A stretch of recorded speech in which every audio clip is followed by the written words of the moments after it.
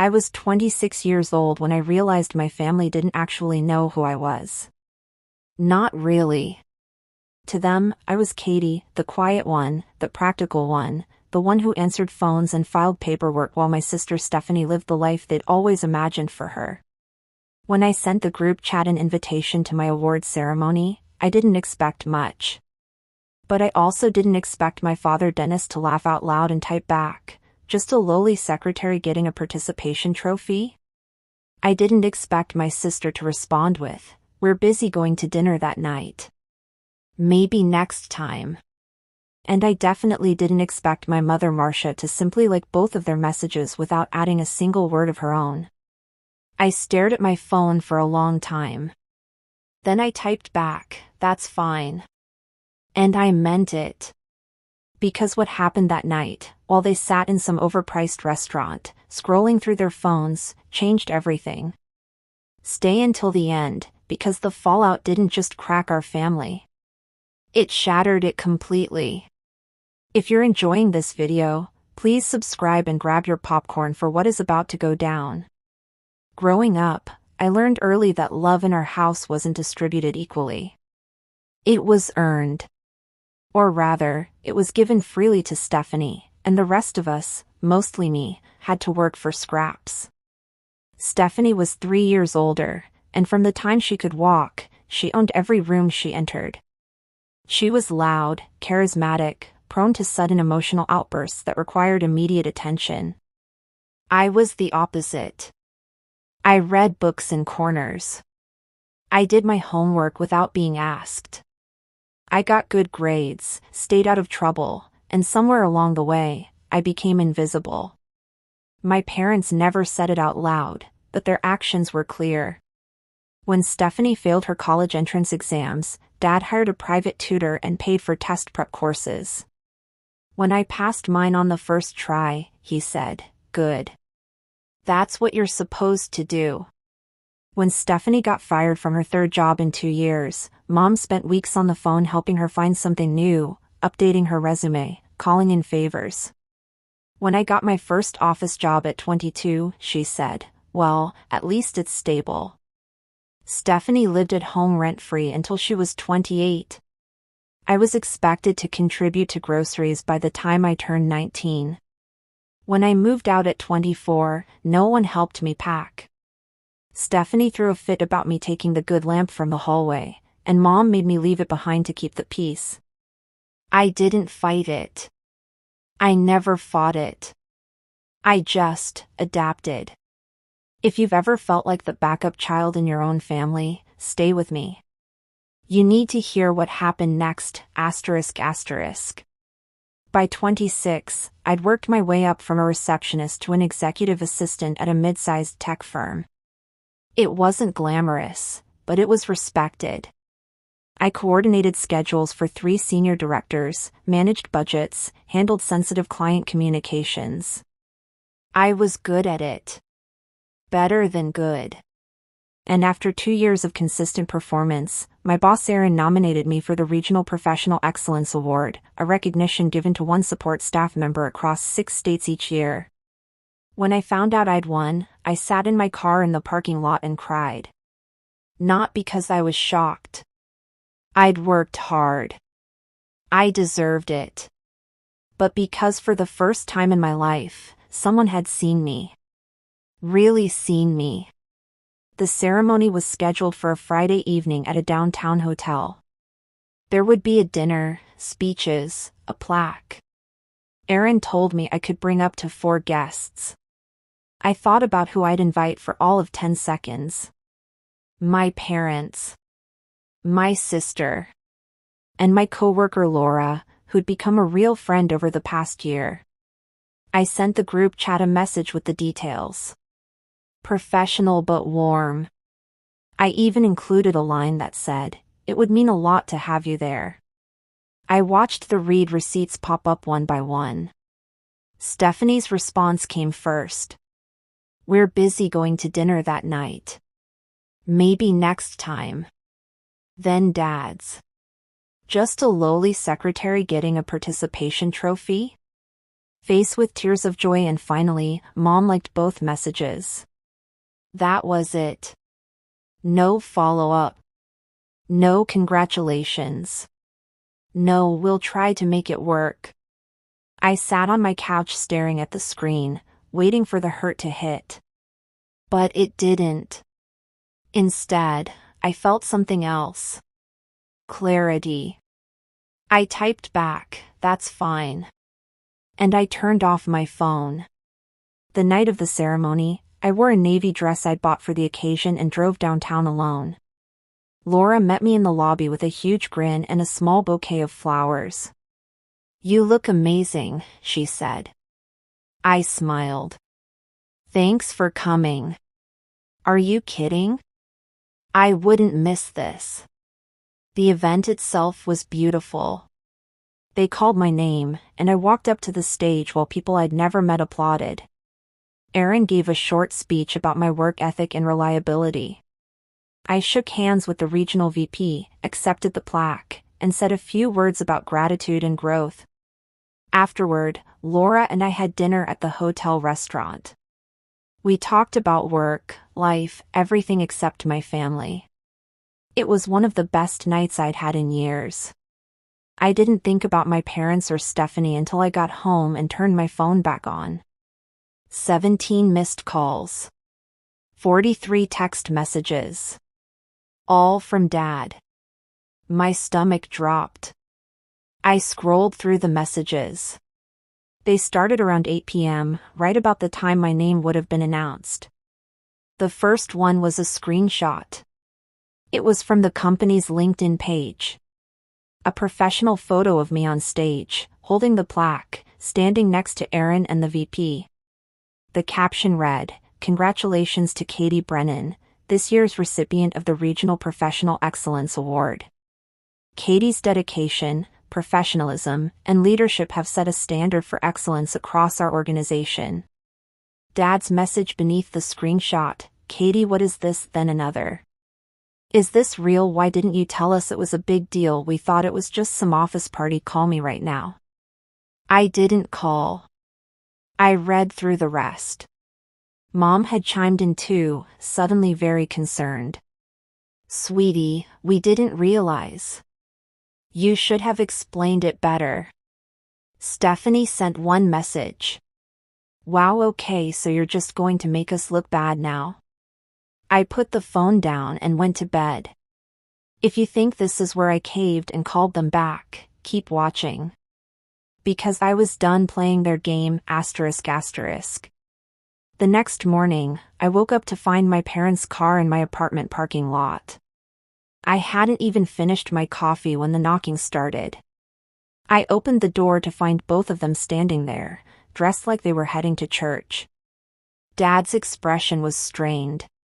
Mom's smile was too bright. "Sweetheart," Mom started. "We need to talk." I stepped aside and let them in, mostly because I didn't want my neighbors to hear whatever this was about to become. Dad sat on my couch like he owned it. Mom perched on the armrest, hands folded in her lap. I stayed standing. "We saw the posts online," Dad said. "From your company. And some of your coworkers." "Okay," I said.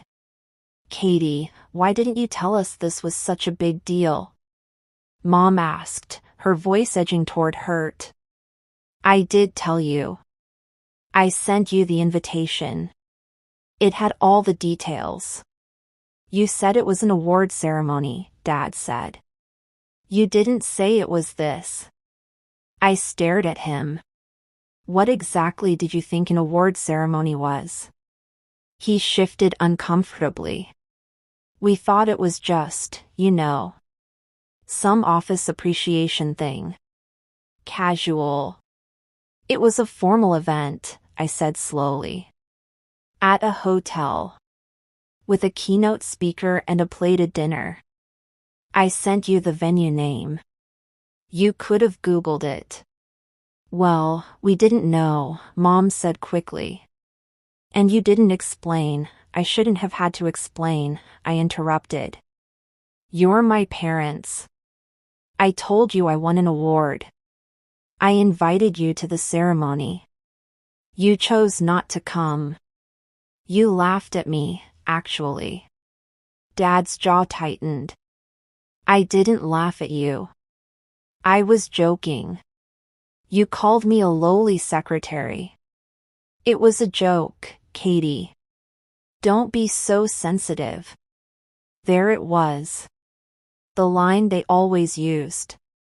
The one that made me feel like I was the problem for being hurt. Where's Stephanie? I asked. Mom blinked. What? You said you were going to dinner. Was it for Stephanie? Silence. It was her birthday dinner, Mom finally said. She wanted to go somewhere nice. Her birthday is in March. It's November. She wanted to celebrate early, Dad said defensively.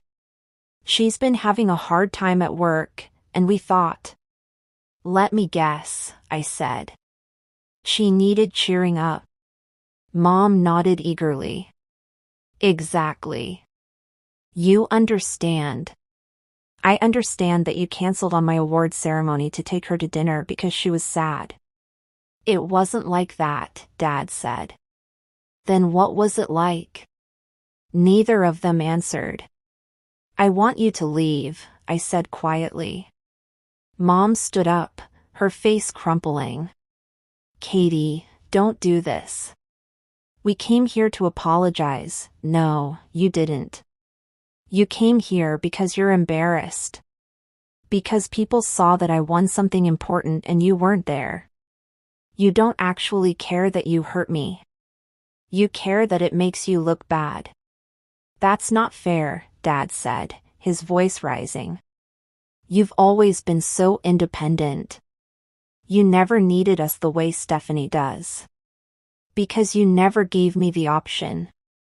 The words hung in the air like smoke. Mom's eyes filled with tears, but I didn't move toward her. I didn't comfort her. I just opened the door. Please leave. They did. Slowly. Reluctantly. Mom tried to hug me on the way out, but I stepped back. Dad paused in the doorway, his face red. You're being unreasonable, he said. You'll regret this. I closed the door in his face. I didn't hear from them for 3 days. Then, on Tuesday afternoon, my phone rang. It was my Aunt Laura, not my coworker Laura, but my mom's older sister who lived 2 hours away. We weren't particularly close, but she'd always been kind to me in a distant, practical way. Katie, she said when I answered. I need to ask you something, and I need you to be honest with me. Okay. Did your parents skip your award ceremony to take Stephanie to dinner? I hesitated. How did you know about the ceremony? I saw the LinkedIn post. I commented congratulations, and your mother called me an hour later to explain why they weren't there. Her explanation didn't make sense. So I'm asking you directly. I exhaled. Yes. That's what happened. There was a long pause. Then, I'm driving up this weekend. I'll see you Saturday morning. She hung up before I could respond. You won't believe who showed up with her. Keep watching, asterisk asterisk. Saturday came, and so did Aunt Laura. But she wasn't alone. She brought my Uncle Stephen, her husband, and my grandmother Nyla, my dad's mother. I hadn't seen Nyla in over a year. She lived in a retirement community 3 hours south and didn't travel much anymore. But there she was, standing on my doorstep in her wool coat and orthopedic shoes, looking at me with sharp, knowing eyes. Let us in, Catherine, she said. I did. We sat around my small dining table. Aunt Laura made coffee without asking. Uncle Stephen stayed quiet, his arms folded, his expression unreadable. Nyla looked at me like she was conducting an investigation. "Tell me what happened," she said. "All of it." So I did. I started with the award and worked backward. I told them about Stephanie's early birthday dinner. About the group chat. About Dad's comment and Mom's silence. I told them about the years of being second place, about moving out and getting no help, about every small cut that added up to this moment. I didn't cry. I didn't raise my voice. I just told the truth. When I finished, Nyla leaned back in her chair and closed her eyes. "Lord have mercy," she muttered. Aunt Laura reached across the table and took my hand. "I'm so sorry, Katie. I knew your mom favored Stephanie, but I didn't realize it was this bad." "Does Dad know you're here?" I asked. "No," Nyla said, opening her eyes. "And he's not going to like what comes next." "What do you mean?" She folded her hands on the table. "Your grandfather left me very comfortable when he passed. I've been helping your parents financially for the last 8 years. Property taxes. Car repairs. Stephanie's rent when she lived in that apartment downtown for 6 months. I've given them over $60,000. I stared at her. I had no idea. I did it because Dennis is my son, and I wanted to help. But I'm done. Nyla, Aunt Laura started. "I'm done," Nyla repeated firmly. "I will not subsidize this nonsense anymore. If they can afford to take Stephanie to expensive dinners and pay for her lifestyle, they can figure out their own bills." She looked at me. "Catherine, I want you to come stay with me for a while. Get out of this apartment. Save some money. Figure out what you want." I have a job here," I said, caught off guard. "You can commute. Or work remotely a few days a week. Your boss seems reasonable." "He is, but..." "No buts. I'm not asking. I'm offering. Take it or don't, but know that the door is open." I looked at Aunt Laura, who nodded. "You deserve a break, Katie. Let someone take care of you for once." Something in my chest cracked open. I nodded. "Okay." Nyla smiled. "Good. Now, let's go talk to your father. This is where everything fell apart. Stay with me, asterisk asterisk." We drove to my parents' house in 2 cars. Nyla rode with me, silent and steely. When we pulled into the driveway, I saw Stephanie's car parked out front. Of course she was here. We walked in without knocking. Nyla had a key. The house smelled like coffee and something sweet, Mom's banana bread, probably. We found them all in the living room.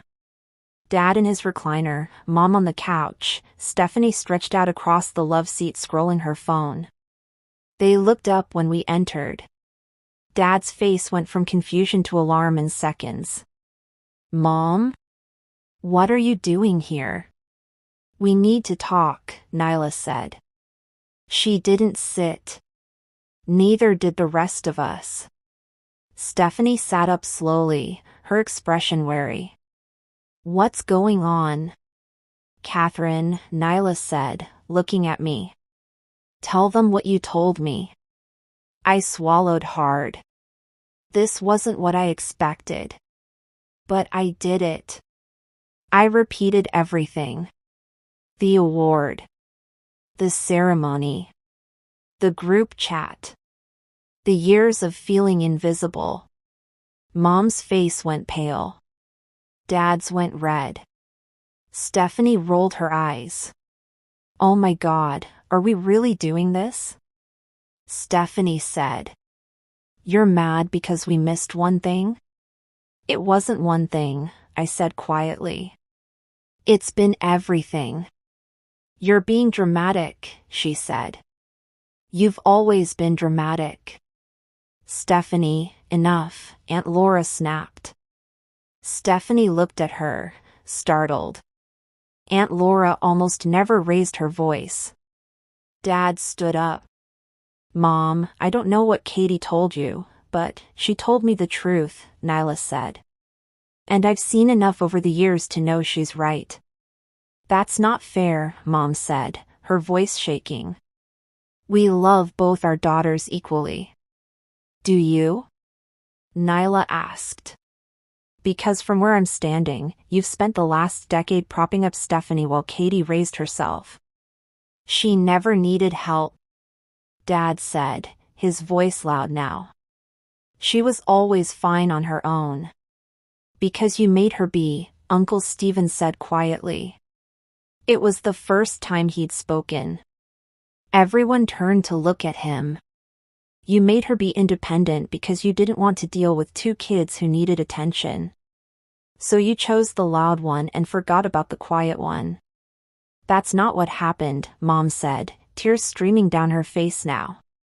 We didn't forget, you skipped her awards ceremony, Nyla said, her voice cutting through the room like a blade. You laughed at her. You chose Stephanie's feelings over Katie's achievement. And you've been doing it for years. Stephanie stood up. Okay, this is insane. Katie's fine. She has a job, an apartment, she's fine, she shouldn't have to be fine. Aunt Laura shouted. She should have been supported. The room went silent. Mom was crying openly now. Dad looked like he wanted to put his fist through the wall. Stephanie's face was red, her arms crossed defensively. Nyla looked at Dad. I've given you over $60,000 in the last 8 years, Dennis. I did it because you're my son. But I'm done. Dad's face went white. What? You heard me. No more money. You're on your own. Mom, you can't, I can.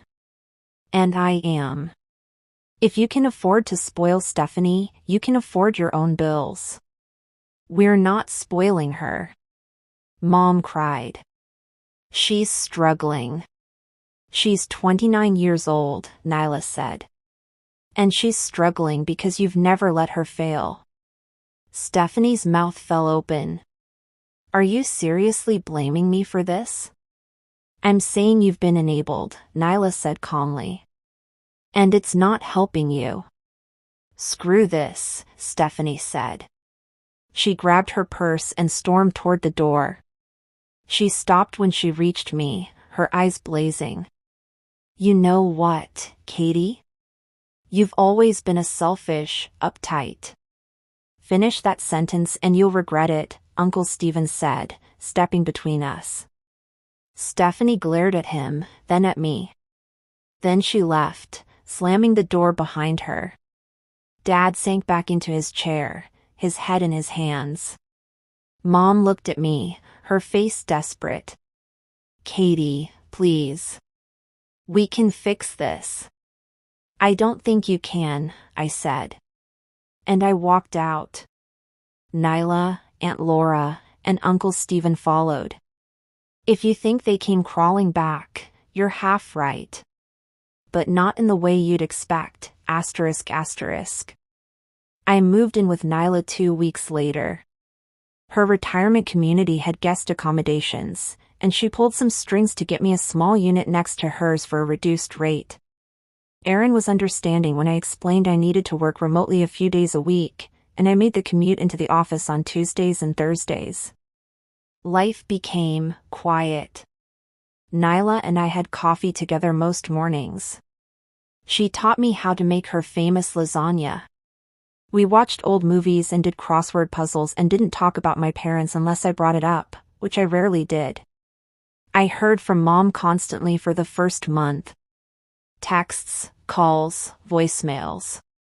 All variations of the same message, asterisk we're sorry. We didn't realize. Please come home. Let's talk, asterisk. I didn't respond. Dad tried a different approach. He sent me an email with the subject line clearing the air. In it, he explained that he'd always been hard on me because he knew I could handle it. That he was proud of me. That he didn't mean to hurt me. He didn't apologize for missing the ceremony. He didn't acknowledge Stephanie's behavior. He just wanted me to know he loved me. I deleted it. Stephanie, surprisingly, didn't reach out at all. Until she did. It was late February, about 3 months after I'd moved in with Nyla. I was leaving the office on a Thursday evening when I saw her leaning against my car in the parking lot. My stomach dropped. What are you doing here? I asked. We need to talk, she said. No, we don't. Katie, come on. This is ridiculous. You came to my workplace. That's what's ridiculous. She pushed off the car and stepped closer. She looked tired. Thinner than I remembered. Mom and Dad are freaking out, she said. Nyla cut them off, and they're struggling. The property taxes are due, and they don't have the money. That's not my problem. It kind of is. You're the one who started all this. I laughed. I couldn't help it. I started this? You went crying to Nyla. I told her the truth. That's all. You made them look bad. They made themselves look bad. Stephanie's expression hardened. You know what? I'm glad they didn't come to your stupid ceremony. You've always been so stuck up, acting like you're better than everyone. I never said I was better than anyone. You didn't have to. You walk around with that look on your face like we're all beneath you. Stephanie, I've spent my entire life trying to stay out of your way. I didn't compete with you. I didn't fight you. I just existed. And apparently, that was still too much. Her face flushed. You're so dramatic. And you're 29 years old, still living off our parents, blaming me because Nyla stopped paying their bills. Grow up. She stepped closer, her voice dropping. You think you're so smart, don't you? You think you've got it all figured out. I think I'm done with this conversation. I moved to unlock my car, but she grabbed my arm. Hard. Let go, I said. Not until you listen. Let go of me, Stephanie. She didn't. So I pulled away, and she stumbled backward, catching herself on the car next to mine. For a moment, we just stared at each other. Then she laughed. It was bitter and sharp. You're pathetic, she said. And you're going to end up alone. She walked away. I got in my car, locked the doors, and sat there until my hands stopped shaking. When I told Nyla what happened, she called my parents immediately. I don't know what she said, but Stephanie never showed up at my workplace again. This is where my parents had to make a choice. And they made it. Keep watching, asterisk asterisk. In March, Dad called me. I didn't answer, but he left a voicemail. His voice was strained, almost desperate. Katie, I need you to talk to your grandmother. She won't return my calls, and we're in trouble here. The mortgage is behind, and, look, I know we messed up. But we're still your parents. You can't just abandon us. I played the voicemail for Nyla. She shook her head. He hasn't learned a thing. A week later, Mom sent me a long text. She said they were considering selling the house. That it was my fault for turning Nyla against them. That Stephanie was depressed and struggling, and I didn't even care. that I was selfish and cold and nothing like the daughter she raised. I blocked her number. Then, in April, I got a message from a number I didn't recognize. It was Stephanie. Mom's in the hospital. Panic attack. Thanks a lot. I stared at the message for a long time. Then I blocked that number too. Nyla put a hand on my shoulder. You're allowed to walk away, Catherine. You don't owe them your pain. But part of me still felt guilty. So I called Aunt Laura. Is Mom okay? I asked.